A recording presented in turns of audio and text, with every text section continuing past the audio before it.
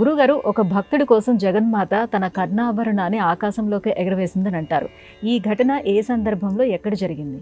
ఇది తమిళనాడు రాష్ట్రంలో అమృతఘటేశ్వర్ ఆలయం అంటారమ్మా.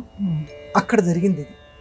అభిరామి అంత్యాది అని ఆ స్తోత్రానికి ఉన్నటువంటి పేరు.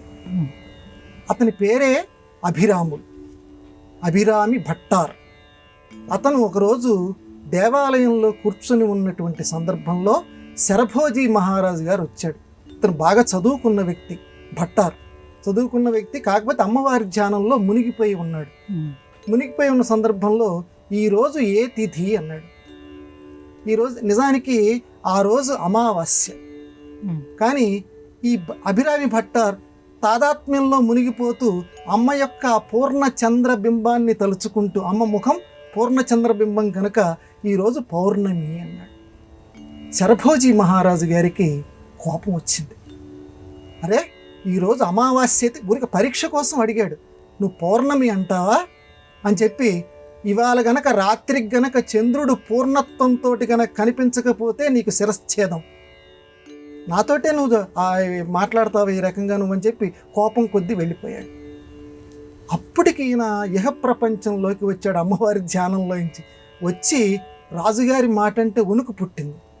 అప్పుడు మళ్ళీ దిక్కులేని వారికి దేవుడే దిక్కులాగా మళ్ళీ అమ్మనే తలుచుకున్నాడు. అమ్మా, పొరపాటును నేను ఇవాళ పౌర్ణమి అని చెప్పాను, ఈరోజు అమావాస్య, కానీ చంద్రుడు గనక కనిపించకపోతే నా తల తీసేస్తానంటున్నాడు. భక్తుణ్ణి రక్షించుకునేటువంటి ఆ అవకాశం నీకే ఉంది, నన్ను రక్షించు అని చెప్పి అభిరామి అంత్యాది అని చెప్పి శ్లోకాలు చెప్పటం ప్రారంభించట. కవిత్వానికి ఉన్నటువంటి గొప్పతనం. ఆ భట్టార్ అలా శ్లోకం చెప్తూ ఉంటే 67వ శ్లోకానికి వచ్చేసరికి అప్పటికి చీకటి పట్టడం ప్రారంభించింది. అక్కడ ఉన్నటువంటి అమ్మవారు తన చెవికి ఉన్నటువంటి కమ్మ, ఈ రింగు గుండ్రంగా ఉంటుంది కదా, దాన్ని తీసి ఒక్కసారి ఆకాశంలోకి విసిరేసింది. ఒక్కసారి పూర్ణ చంద్రుడు, పౌర్ణమి నాటి చంద్రుడు ఏ రకంగా ఉంటాడో ఆ చంద్రుడు ఆకాశంలో ప్రకాశించటం మొదలుపెట్టాడు. ఇది చారిత్రకంగా కూడా సాక్ష్యం ఉంది, గ్రంథాల్లో కూడా లిఖించబడి ఉంది.